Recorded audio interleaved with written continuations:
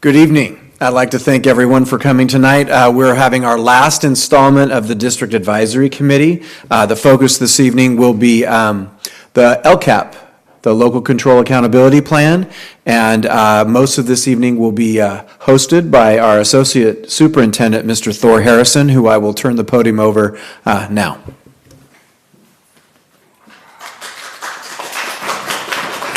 Thank you. Thank you, you're too kind.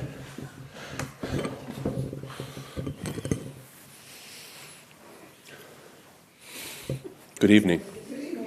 I'm going to speak on the LCAP tonight, and I just want to make sure everybody knows where I am going with the LCAP plan when it comes to the presentation. I'm going to go through some slides and talk about our annual update and the requirements that occur in the update.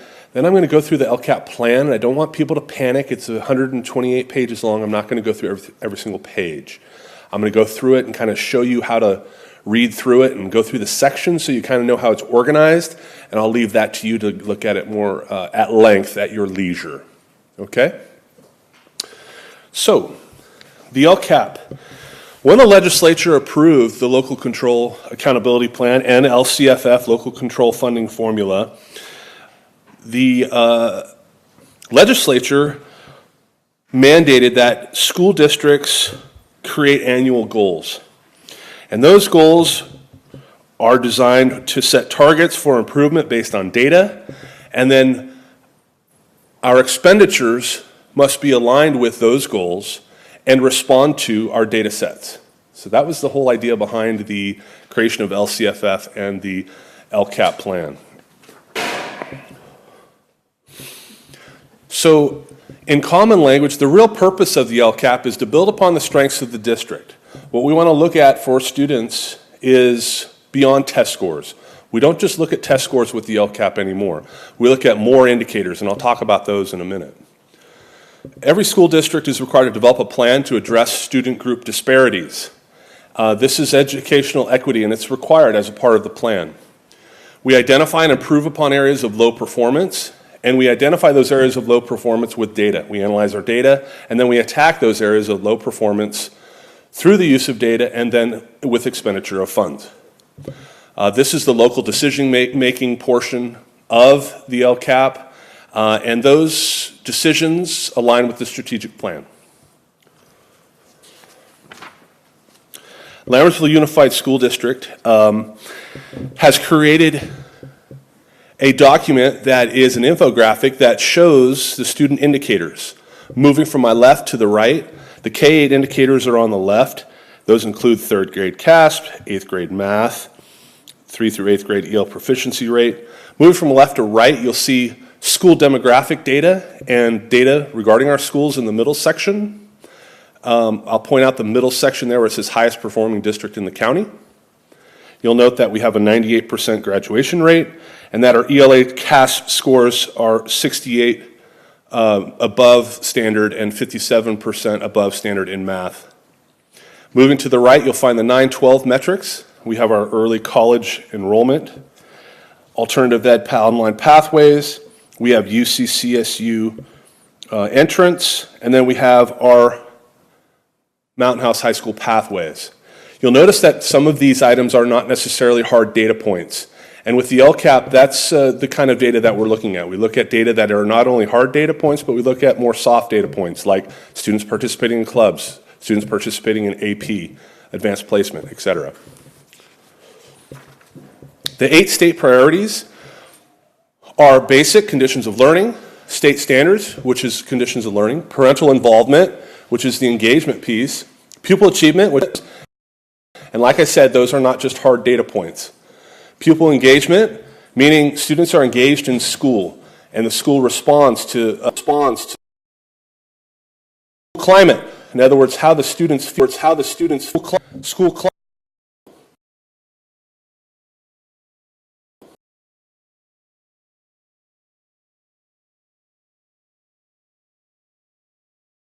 Pupil outcomes, and those would be outcomes like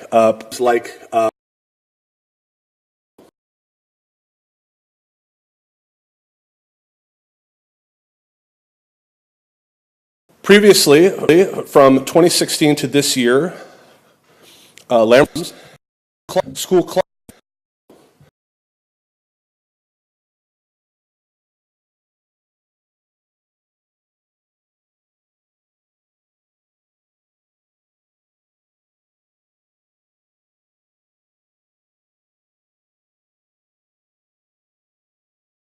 discuss those goals in just a moment.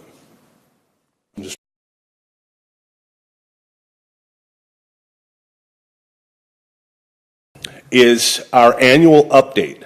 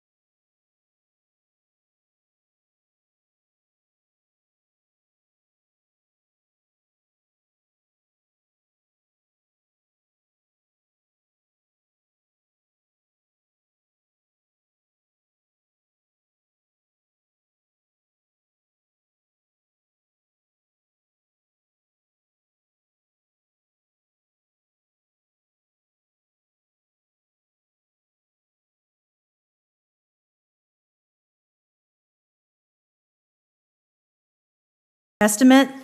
There was a change in the cost in the budget because we included some additional math curriculum that was purchased in the current fiscal year. Page 20, after every single section of the annual updates, each goal will have an analysis that I prepare that talks about material differences within the budget, and those are all listed on your sheet. Page 65 is the first goal of 2018-19, where we included an additional alternative education teacher. And then on page 71 of the LCAP, we settled negotiations, and so there was an impact in funding because the cost of the instructional teachers increased. Thank you. So you can refer back to this document as we go through the LCAP plan, and you'll be able to see where some of the changes occurred in the document. Moving on, one more thing about that last document. You'll notice that there are expenditures there that include 5 goals. When you're working on changing the LCAP plan for the district, you look back and then you look forward. So looking back on expenditures that we have committed to for this school year, there's 5 goals. Moving forward into the next fiscal year, there will be 3 goals. Those 3 goals are up here: systematic closure of the opportunity gaps, which addresses priority 1, 2, 4, 5, and 8. Instruction and curriculum efficacy, which addresses priority 2, 6, and 7. And the 21st century outcomes and stakeholder communication, which addresses priorities 1 and 3. These are the goals that the DAT group came up with in November. And as we've moved forward through the LCAP addendum process, we've brought these goals to numerous stakeholders throughout our school district and presented them. So goal 1, systematic closure of the opportunity gaps. All students will graduate the LUSD school system college and career ready through a coordinated and articulated instructional program that teaches each student skills of communication, citizenship, critical thinking, collaboration, creativity. This goal addresses appropriately credentialed teachers, access to standards, well-maintained facilities, EL progress, pupil outcomes. Those are the state priorities, the bullet points at the bottom, that are addressed by that goal. Goal 2, Lambertville Unified School District is committed to the systematic development of instructional leadership and teaching excellence in all classrooms by identifying, implementing, and institutionalizing research-validated practices district-wide. The 4 goals that goal addresses is implementation of the state standards, suspension expulsion rate, programs and services for unduplicated pupils, and programs and services for students with exceptional needs. And then finally, goal number 3 is 21st century outcomes and stakeholder communication. Lambertville Unified School District will provide its community with a high-quality education, fostering positive parent relationships, and a system that is focused on 21st century education. Now, the goals that Goal 3 addresses are appropriately credentialed teachers, well-maintained facilities, parent input, and parent participation of students with exceptional needs. Moving forward, we're going to have all three of the goals, Goal 1, 2, and 3. We're going to create an infographic for each goal that'll be similar in nature to this infographic that you see before you, so that we can kind of lay out in one picture what the data points are for each of the individual LCAP goals. Here is a timeline for LCAP. On June 18th will be a public hearing. On June 20th, the LCAP budget will be adopted, and on June 25th, the adopted LCAP will be sent to the San Joaquin County Office of Education, where it will receive its final approval at the county. Now, if you would like to turn to your LCAP document, as I said, I am not going to go through this entire document, but I am going to kind of show you how it's organized so that you can look at it later. So we're going to start with page 1. On page 1, we have our summary. That's about our school district, what this school district is all about. And then the following pages behind that, 1, 2, 3, and 4, are our performance, areas of greatest needs, areas of greatest progress, and then the data that supports those sections.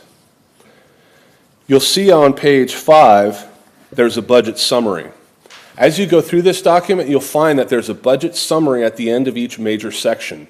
So this introductory section where it talks about our student achievement, the data of our students, the data of our school district, and the introduction of our 3 goals, there's a budget summary right at the end. That's on page 5. So if you turn to page 6, you'll notice that our annual goal 1 is on page 6. I believe you have color, and the color changes. So we're in the area of, I guess that's a pink color. You'll notice goal 1 has our previous LCAP goal 1 for 2016 to 2018. So the 5 goals are written in this annual update in the front of this plan. The reason is because we spent dollars and we had plans that we implemented based on 5 goals. Later on in the document, it'll move to 3 goals. So we're in a transition year from 5 goals to 3 goals. That's why this document has a section that has 5 goals and has another section that has 3 goals. All right? I don't want to confuse anybody. So goal 1, I'm not going to go through every goal, but I'm going to show you the structure with goal 1. Okay? So goal 1, you'll see that we have the goal written out, and then the state priorities are right below there.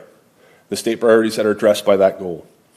And then we have the student metrics or indicators on the left side, left column, moving down, and the actual on the right. For example, teachers appropriately assigned and fully credentialed.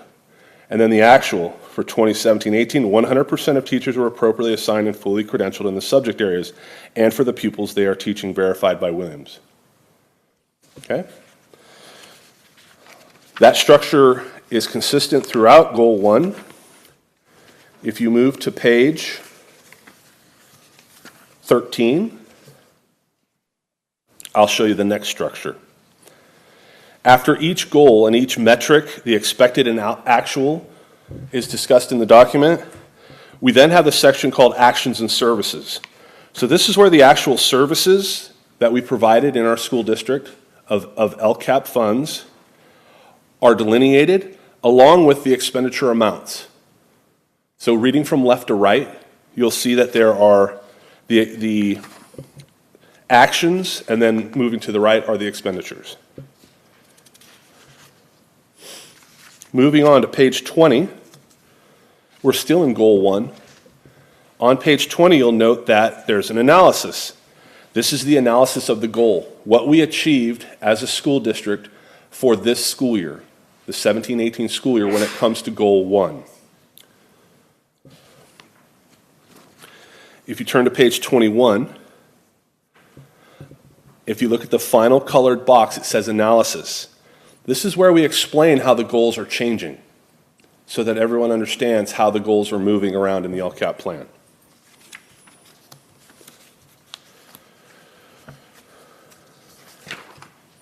Okay, and then goal 2 starts on page 22. I'm not going to go through it singly. And then if you move on to,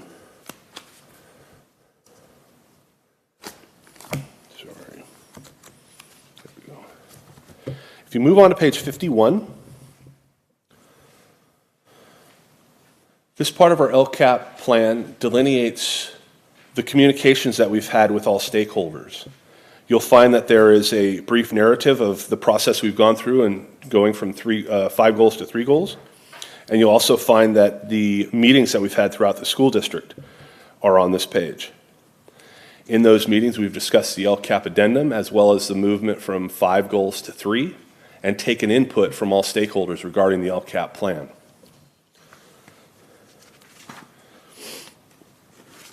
Moving forward to page 54, you'll note that we have our updated goal and our updated local priorities. Systematic closure of the opportunity gaps, goal 1. And in this section, what we do is we identify the goal and our needs moving forward. If you turn to page 55, you'll note our annual measurable outcomes are delineated by year, beginning with our baseline year and finally ending with 2019-20. And as we do annual updates, that year moves further out. It goes from 1920 to 2021 and so on. Moving to page 80.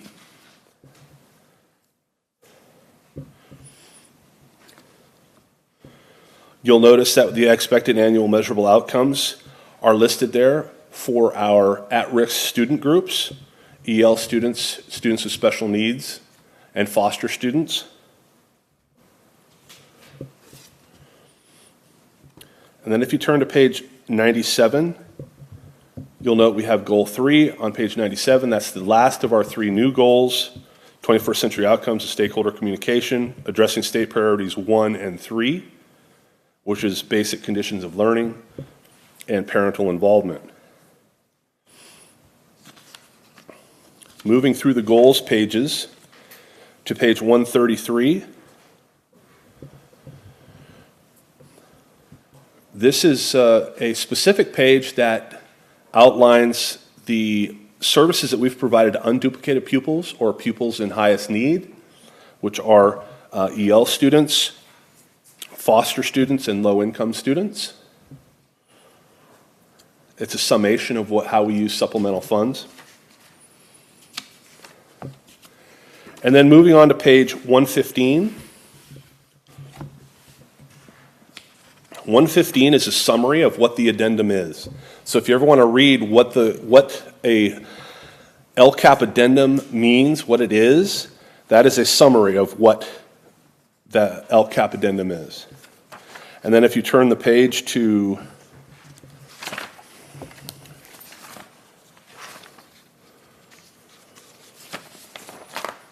(124), that's a list of the 8 state priorities and each individual action that falls under each individual priority. And that's a nice little 2-page document where it has all of the priorities in one area.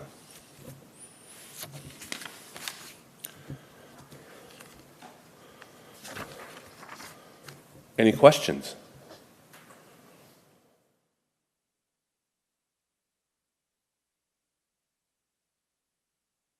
Okay. Thank you. Thank you.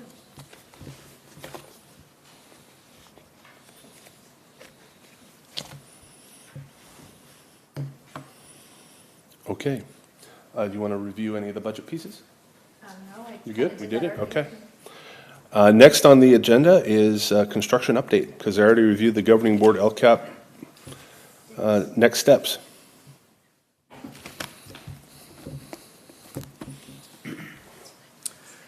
So very briefly, Mr. Harrison asked that I give an update for the committee. and the community in terms of a Hanson construction project and the future Cordis site.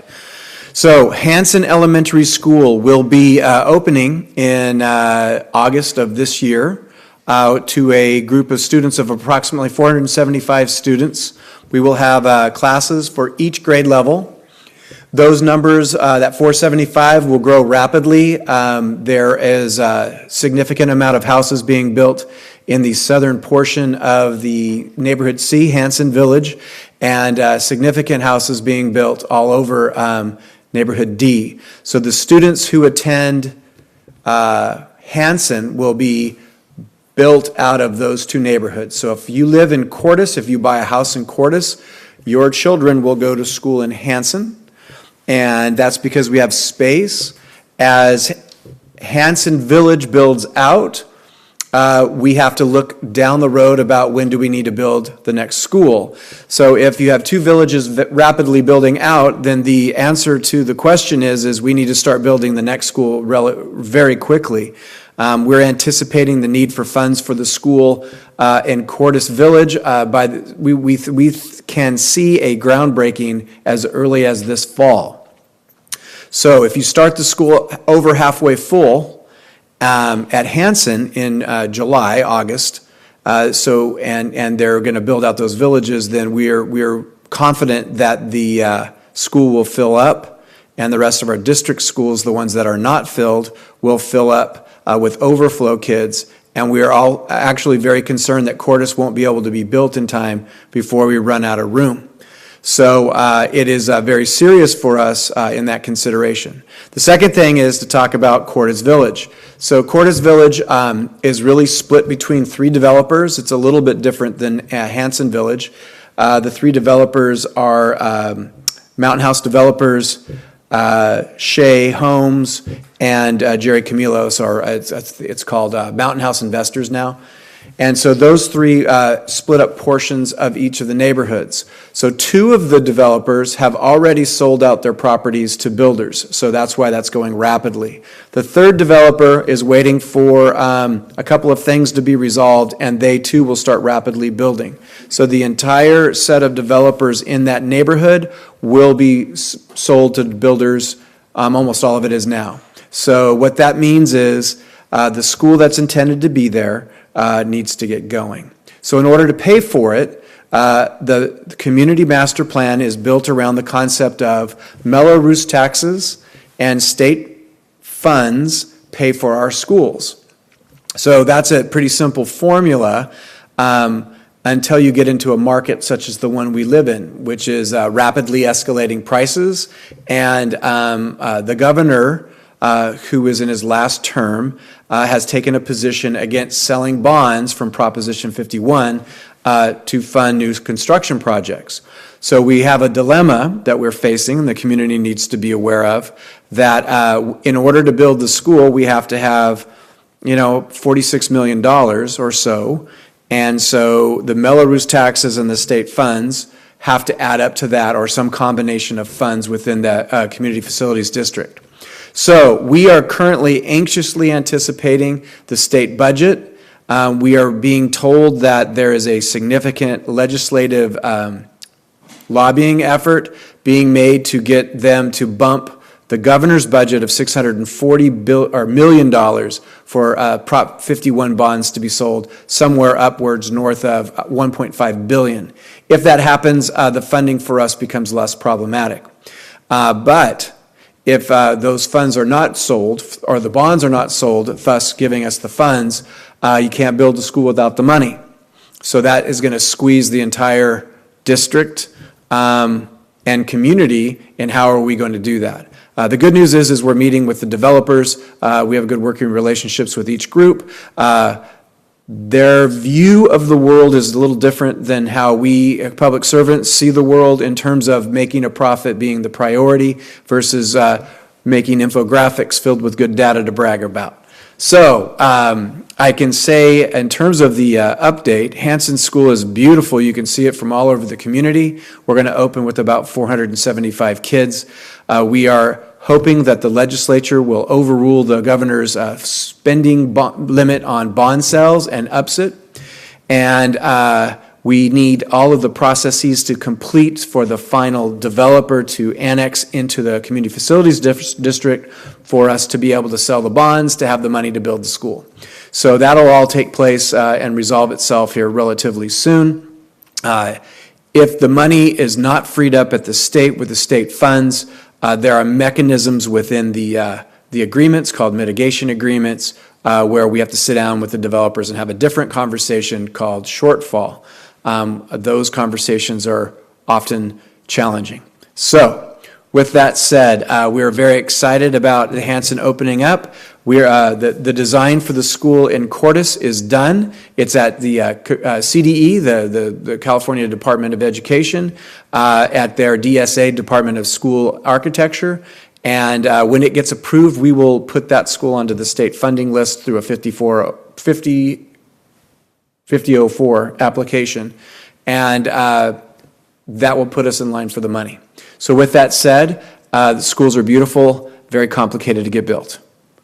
Mr. Harrison, do you have anything else to add for our District Advisory Committee? No. Are there any questions from the District Advisory Committee?